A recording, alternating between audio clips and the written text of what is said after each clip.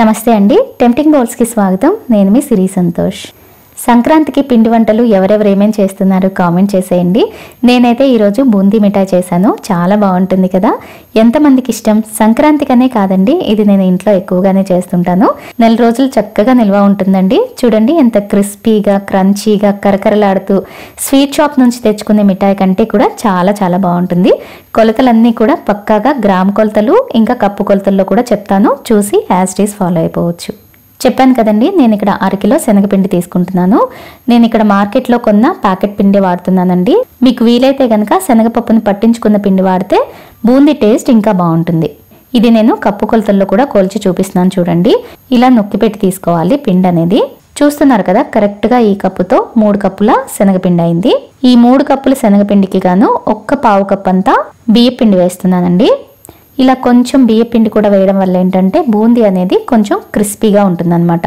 So మిఠాయి అనేది తినేటప్పుడు కూడా క్రిస్పీగా క్రంచీగా చాలా చాలా బాగుంటుంది సో ఇలా కొంచెం బియ్యపిండి కూడా వేసుకోవాలి అలాగని మరీ ఎక్కువ వేసుకోవద్దండి మరీ ఎక్కువ వేసేస్తే బూందీ టేస్ట్ మారిపోతుంది సో 3 కప్పుల శనగపిండి తీసుకుంటే 1/4 కప్ అంతా బియ్యపిండి అయితే కరెక్ట్గా సరిపోతుంది అదే 1 కప్పు కొలతకైతే 1 టేబుల్ స్పూన్ అంత వేసుకోండి చాలు ఇందులో 1 టీ స్పూన్ సాల్ట్ వేసుకోవాలి అలాగే చిటికెడంతా వంట సోడా కూడా వేస్తున్నానండి ఇలా కొంచెం వంట సోడా కూడా వేయడం వల్ల ఏంటంటే బూందీకి గుల్లదనం వచ్చి షేప్స్ కరెక్ట్ గా రౌండ్ షేప్ లో వస్తాయి అన్నమాట మీరు ఎలా వేసినా కూడా ఈ కొంచెం అంత వంట సోడా వేయడం వల్ల బూందీ షేప్స్ అనేవి రౌండ్ షేప్ లో వస్తాయి అలాగని మరీ ఎక్కువ వేసుకోవద్దండి 1/2 కిలో పిండికి చిటికెడు వంట సోడా కరెక్ట్ గా సరిపోతుంది ఇంతకంటే ఎక్కువ వేసారంటే గనక బూందీ మరింత ఆయిల్ ని పీల్ చేసుకొని ఆయిలీగా ఉంటుంది బూందీ మిఠాయి అనేది ఈ మొత్తాన్ని ఒకసారి ఇలా చక్కగా కలిపేసిన తర్వాత ఇందులో కొద్దిగా నీళ్లు పోస్తూ పిండిని దోస బ్యాటర్ కన్సిస్టెన్సీలో కలుపుకోవాలి ఇక్కడ నేను తీసుకున్న 3/4 కప్పుల పిండికి గాను ఒక 4 కప్పుల వరకు నీళ్లు పట్టాయండి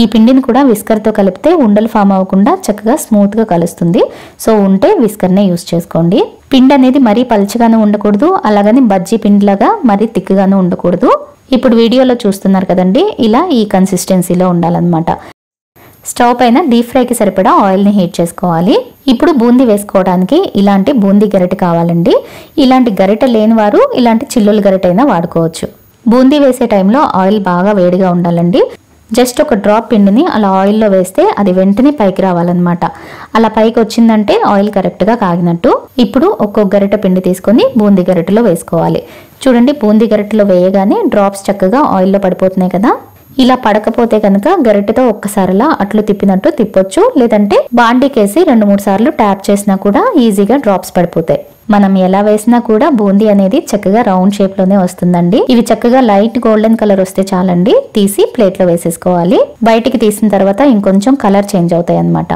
ఇలానే మిగతా బూందీ అంతా కూడా వేసుకోవాలి అయితే బూందీ వేసే ప్రతి 2-3 సార్లకు ఒకసారి బూందీ గరిటెని ఇలా నీళ్లలో ముంచి 2 వైపులా ఇలా కడగాలన్నమాట ఇలా కడగడం వల్ల ఆ బెజ్జాల్లో ఏమైనా పిండి స్ట్రక్ అయిపోయి ఉంటే క్లియర్ అయిపోతుంది అనమాట సో నెక్స్ట్ టైం బూందీ వేసేటప్పుడు బూందీ డ్రాప్స్ అనేవి ఈజీగా ఆయిల్లో పడిపోతాయి ప్రతిసారి కడగన అవసరం లేదండి ఒక 3 సార్లు బూందీ వేసిన తర్వాత ఒక్కసారి గరిటెని ఇలా కడిగేస్తే సరిపోతుంది అలాగే బూందీ వేసే ప్రతిసారి కూడా పిండిని అడుగు నుంచి ఒక్కసారి కలిపి తీసుకోవాలన్నమాట బూందీ ఎలా వేసినా కూడా రౌండ్ షేప్ రావడం అనేది మనం కలుపుకునే పిండి కన్సిస్టెన్సీని బట్టే ఉంటుందండి అలాగే చిటికెడు వంట సోడా కూడా వేసాం కదా సో దాని వల్ల కూడా ఇలా మంచిగా రౌండ్ షేప్స్ వస్తాయి అన్నమాట బూందీ వేసేటప్పుడు కూడా బాండీకి సరిపడనే వేయాలండి త్వరగా అయిపోవాలి కదా అని ఎక్స్ట్రా వేసేసారంటే బూందీ పూసుగా రాదు అలాగే ముద్దలుగా ఒకదానికొకటి అంటుకుపోతుంది అనమాట అంటే బూందీ వేగేటప్పుడు వాటికి కొంచెం స్పేస్ ఉంటేనే చక్కగా రౌండ్ గా బాగా వస్తాయండి సో బాండీలో ఉన్న నూనెకి సరిపడనే బూందీ వేసుకోవాలి చూడండి ఇలా బూందీ మొత్తం వేసేసుకున్న తర్వాత దీన్ని పక్కన పెట్టేసుకోవాలి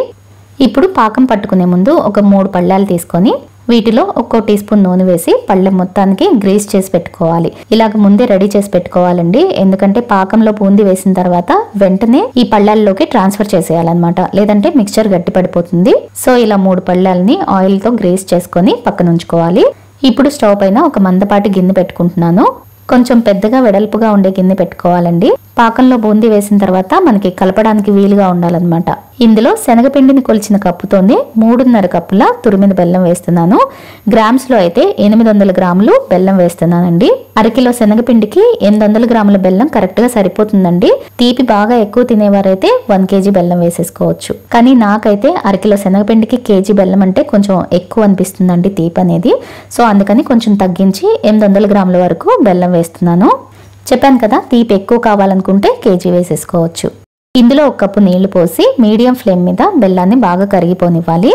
ఇలా బెల్లం చక్కగా కరిగిపోయిన తర్వాత ఇప్పుడు ఈ బెల్లాన్ని వడగట్టేస్తున్నానండి. ఎందుకంటే ఒక్కోసారి బెల్లంలో ఇసుక, చెత్త చెదారాలన్నీ ఉంటాయి కదా, సో వాటిని ఇలా వడగట్టేసుకోవాలన్నమాట. ఇలా వడగట్టేసిన తర్వాత తిరిగి మళ్ళీ ఇదే గిన్నెలో పోసేస్తున్నాను. ఇప్పుడు హై ఫ్లేమ్ మీద పాకం అనేది ముదురు పాకం వచ్చేంత వరకు మరిగించుకోవాలి. ఒక 15 నిమిషాలకి చూడండి పాకం ఇలా నురుగుగా ఉంటుంది. ఇలా వచ్చిన తర్వాత కొంచెం తీసి నీళ్ళలో వేసి చూడండి. ప్లేట్ కేసి కొడితే టంగ్మన్ సౌండ్ రావాలి, అలాగే విరిస్తే అప్పడంలా విరగాలన్నమాట. అంటే అరిసెల పాకం కంటే కూడా బాగా ముదురు పాకం రావాలి. ఈ మిఠాయి క్రిస్పీనెస్ అంతా కూడా మనం తీసుకునే పాకాన్ని బట్టే ఉంటుందండి. కొంచెం లేత పాకం తీసినా కూడా మిఠాయి తినేటప్పుడు పంటికి చుట్టుకున్నట్టు ఉంటుందన్నమాట. అలాగే చిక్కిని విరిచినప్పుడు మధ్యలో తీగలాగా సాగుతున్నట్టు అనిపిస్తుంది అనమాట. అలా వచ్చిందంటే మిఠాయి తినడానికి అంత బాగుండదండి. సో కంపల్సరీ ఇలా ముదురు పాకమే తీసుకోవాలి. పాకాన్ని నీళ్లలో వేసిన తర్వాత ఒక్కసారి విరిచి చూడండి. అప్పడంలా టక్మని విరిగిందంటే కరెక్ట్ పాకం వచ్చేసినట్టే. ఇంకా ఫ్లేమ్ ని సిమ్మర్ కి మార్చేసుకొని ఇందులో 1 పావు టీ స్పూన్ అంతా వంట సోడా వేస్తున్నాను. పాకంలో ఇలా కొంచెం వంట సోడా వేయడం వల్ల ఏంటంటే మిఠాయి అనేది తినేటప్పుడు గట్టిగా లేకుండా కరకరలాడుతూ మంచి క్రంచీనెస్ వస్తుంది అనమాట. మరీ ఎక్కువ అవసరం లేదు, జస్ట్ 1 పావు టీ స్పూన్ అంత చాలు. అలాగే 1 టీ స్పూన్ యాలక పొడి, 2 టేబుల్ స్పూన్లంతా నెయ్యి కూడా వేసి మొత్తం ఒకసారి బాగా కలిపేసిన తర్వాత వేయించి పెట్టుకున్న బూందీని వేసి కలిపేసేయాలి. బూందీ ఇలా సగం సగంగా వేసి కలిపితే మొత్తం అంతా కూడా ఈవెన్ గా కలుస్తుంది అనమాట. ఇదే స్టేజ్ లో కొంతమంది వేయించిన డ్రై ఫ్రూట్స్ కూడా వేసుకుంటారండి. కావాలంటే అలా కూడా వేసుకోవచ్చు. కాకపోతే అలా డ్రై ఫ్రూట్స్ వేసుకోవాలనుకుంటే బెల్లం క్వాంటిటీని ఆ డ్రై ఫ్రూట్స్ క్వాంటిటీని బట్టి కొంచెం అడ్జస్ట్ చేసుకోవాల్సి వస్తుంది అనమాట. అంటే కొంచెం ఎక్స్ట్రా వేసుకోవాల్సి వస్తుంది బెల్లం అనేది. నేనైతే ఇక్కడ ఓన్లీ బూందీ మిఠాయి చేస్తున్నాను. మీరు కావాలంటే డ్రై ఫ్రూట్స్ కూడా వేసుకొని చేసుకోవచ్చు. ఇలా కలపడం కూడా ఎక్కువసేపు చేయకూడదండి, మిక్చర్ గట్టిపడిపోతూ ఉంటుంది. జస్ట్ 2-3 సార్లు అలా కలిపేసి వెంటనే గ్రీస్ చేసుకున్న ప్లేట్లో పోసేసుకోవాలి. ఇలా ప్లేట్లోకి ట్రాన్స్ఫర్ చేసిన తర్వాత ప్లేట్ అంతా కూడా ఇలా ఈవెన్ గా స్ప్రెడ్ చేసేసేయాలి. ఇలానే మిగిలిన 2 ప్లేట్లలో కూడా వేసేసుకోవాలి. ఇలా మొత్తం వేసేసుకున్న తర్వాత ఇప్పుడు ఇలాంటి ఒక మ్యాషర్ గానీ, పప్పు గుత్తి గానీ, అప్పడాల కర్ర గానీ మీ దగ్గర ఏది ఉంటే దానికి కొంచెం నెయ్యి అప్లై చేసి పైనంతా ఈవెన్ గా ఫ్లాట్ గా అయ్యేలాగా ప్రెస్ చేసుకోవాలి. మరీ గట్టిగా ప్రెస్ చేసేయకూడదండి, బూందీ సాఫ్ట్ గా ఉంటుంది కదా, మ్యాష్ అయిపోతుంది అనమాట. సో పైన లైట్ గా ఫ్లాట్ గా అయ్యేలాగా అడ్జస్ట్ చేసుకుంటే సరిపోతుంది. ఇలా మొత్తం ఫ్లాట్ గా చేసేసుకున్న తర్వాత ఇప్పుడే నైఫ్ తో మనకి కావాల్సిన సైజ్ లో ఘాట్లు పెట్టేసుకోవాలి. ఇలా వేడిగా ఉన్నప్పుడే కట్ చేసేసుకోవాలండి. ఇది కొంచెం చల్లారినా కూడా ఇంకా ఘాట్లు పెట్టుకోవడానికి కుదరదనమాట. సో వేడిగా ఉన్నప్పుడే మనకి కావాల్సిన సైజులో కట్ చేసి పెట్టుకోవాలి. ఇలా ఘాట్లు పెట్టేసుకున్న తర్వాత దీన్ని 1 గంట సేపు పూర్తిగా ఆరిపోనివ్వాలి. చూడండి, గంట తర్వాత చూపిస్తున్నాను. వీటిని డీమోల్డ్ చేయడం కూడా చాలా ఈజీ అండి, ఏం కష్టపడని అవసరం లేదు. జస్ట్ పళ్ళాన్ని ఒక 2-3 సార్లు ఇలా ట్యాప్ చేసి డీమోల్డ్ చేసుకుంటే ఈజీగా డీమోల్డ్ అయిపోతుంది. ఇలా ఈజీగా డీమోల్డ్ అవ్వాలంటే పళ్ళాన్ని కంపల్సరీ నూనెతోనే గ్రీస్ చేసుకోవాలండి. మళ్ళీ నెయ్యితో గ్రీస్ చేస్తే ఇంత ఈజీగా డీమోల్డ్ అవ్వదన్నమాట. మనం ఆల్రెడీ ఘాట్లు పెట్టుకున్నాం కదా, జస్ట్ ఇలా సింపుల్ గా బ్రేక్ చేసుకుంటే సరిపోతుంది. చూడండి, స్వీట్ షాప్ నుంచి తెచ్చుకునే మిఠాయి కంటే కూడా చాలా చాలా బాగుంటుందండి. వీటిని చక్కగా నెల రోజులు స్టోర్ చేసుకుని హ్యాపీగా తినొచ్చు. మరి మిఠాయిని మీరు కూడా సంక్రాంతికి చేస్తున్నారా? చేస్తే గనక ఈ కొలతలతో ఇలా ఒకసారి ట్రై చేయండి. చాలా చాలా బాగుంటుంది, చాలా పర్ఫెక్ట్ గా వస్తుంది కూడా. మరి ట్రై చేస్తే కనుక ఎలా వచ్చిందో వీలైతే నాతో షేర్ చేసుకోండి. అలాగే వీడియో నచ్చితే లైక్ చేసి అందరికీ షేర్ చేయండి. ఇలాంటి మరిన్ని రెసిపీస్ కోసం టెంప్టింగ్ బాల్స్ ని సబ్స్క్రైబ్ చేసుకోవడం మాత్రం మర్చిపోకండి. మరో మంచి రెసిపీతో మళ్ళీ కలుద్దాం.